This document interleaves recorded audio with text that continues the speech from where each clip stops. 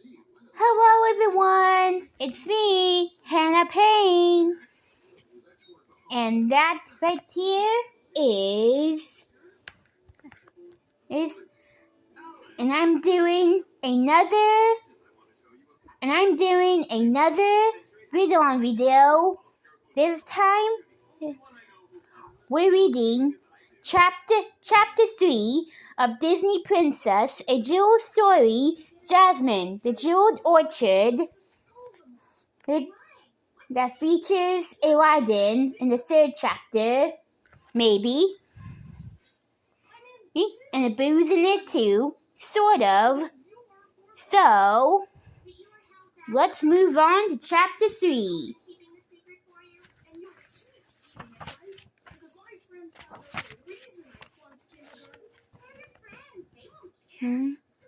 Chapter 3. Abu! Jasmine cried.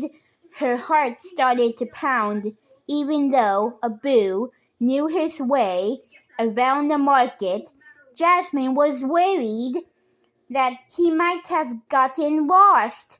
She also knew that sometimes the little monkey took things that didn't belong to him. If Abu got caught stealing, he could be in serious trouble. Jasmine had to find him right away. Jasmine rushed through the streets of the marketplace. But soon she had to stop to rest. She leaned against a tall statue as she tried to catch her breath. If you were Abu, where would you go? Jasmine thought to herself. The princess bit her lip as she tried to answer the question. Then her eyes lit up. Grapes! She exclaimed. All day long, Abu had wanted to eat some grapes. Maybe he'd gotten so tired of waiting that he wandered off to the grape seller stand without her. Jasmine glanced up at the sky. The sun was starting to set, and she didn't want to be out much longer. She had only been to the grape stand once before, but Jasmine was sure she could find it again. It was located from the high wall that surrounded the city.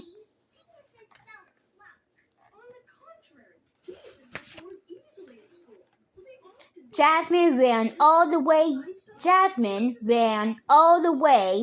to the southern wall and followed it to the grape stand. By the time she arrived, the market had started to empty. Sellers were packing up their wares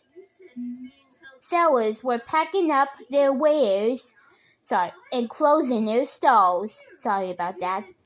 Abu! Jasmine called again as she approached the grape stand. The last time she'd seen it, dozens of baskets had lined the shelves. Clusters of exotic grapes in every color, red, green, blue, and black, spilled out of the baskets. But today, the grape stand was empty. Oh, Abu, where are you? Jasmine cried. Suddenly, the monkey jumped out from behind the grape stand and threw his arms around Jasmine's neck. Abu! Oh! Jasmine cried surprised. Abu, I was so worried about you. I've been looking for you everywhere. Sorry about that. Abu started chattering excitedly, jumping up and down as he pointed at the grape stand. Yes, I know, Jasmine said, but I am so sorry that there are no grapes. But we must hurry back to the palace. It will soon be dark. Clutching his satchel tightly, Abu rode on Jasmine's shoulder as she ran through the twisting streets of Erebah.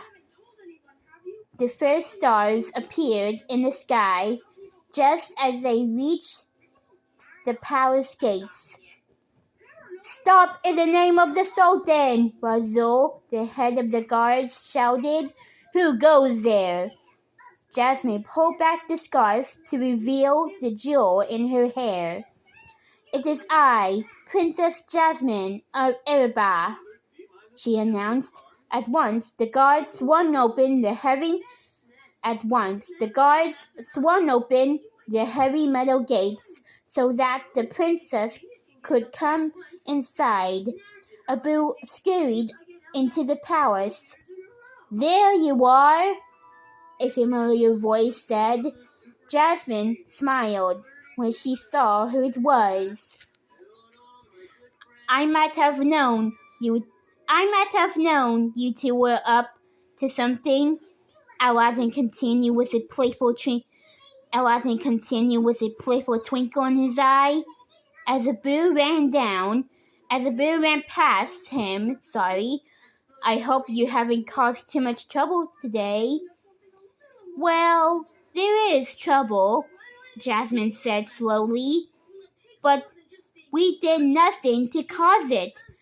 A frown crossed Aladdin's face. "You must be tired," he said. Come, let's sit in the tea room and you can tell me about it." On their way into the tea room, Jasmine and Aladdin passed by the pavilion.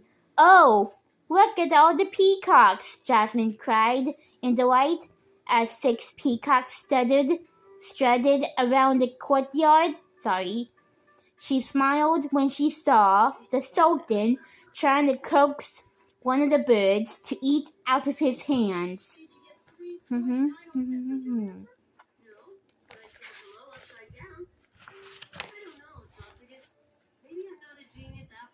"So, what happened today?" Aladdin asked when they sat down. Something very strange is going on," Jasmine began. She told Aladdin everything, from the missing pancakes at breakfast to the empty fruit stands at the market. "That is strange," Aladdin agreed. "You know, it hasn't rained for a few weeks. Perhaps that has something to do with it." Jasmine shook her head. "The royal orchards are watered by a series of fountains for precisely that reason. There should be plenty of fruit," she explained. All this talk of water made Jasmine realize that there wasn't any tea on the table. The princess got up to fetch the teapot herself. "Oh!" she suddenly cried. "What's wrong?" Aladdin asked, jumping up from his seat. "I just stepped on something hard," Jasmine told him as she bent down to see what it is. When she picked up the object, she saw that it was a perfect gemstone in the most beautiful shade of purple that she had ever seen. "It's an amethyst," Jasmine exclaimed. "But what's it doing on the floor?" "I have no idea," Aladdin replied. Then he saw something else. "Hey, what's that?" He pointed behind Jasmine. She turned around to see another amethyst waiting on the ground. "It matches the other one perfectly," Jasmine said. She held the gems up to her ears. "They would make a lovely pair of earrings, wouldn't they?" she smiled. Before Aladdin could respond, he and Jasmine heard the sound of something rolling across the floor. They glanced at the doorway. just in time to see another amethyst roll to a stop. It sparkled in the light. Jasmine and Aladdin looked at each other, confused. These jewels must belong to someone, Jasmine said. And we're going to find out whom.